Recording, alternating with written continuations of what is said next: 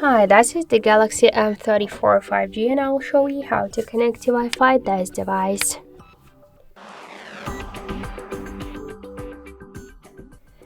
So first open the settings app and then tap to connections section. Here you'll see the Wi-Fi switcher, just click on the switcher to activate Wi-Fi or to turn it off by this way. And after that you'll see here all of the available networks. Just to connect to the network, you'll see here all of these networks. You should select one from the networks and enter the password. In my case, this is this network. Then just tap to connect and wait a couple of seconds.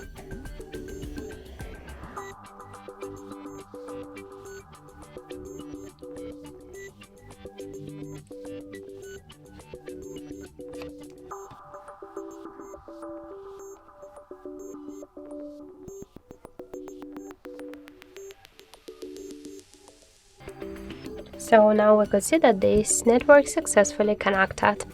Also, we get one more way how we could do that. Just open the control panel and you will see here Wi-Fi icon. Click on this icon to activate Wi-Fi or to turn it off, and to launch Wi-Fi settings, hold it for a while and that's it. So thank you for watching, and if you like this video, leave thumbs up and subscribe.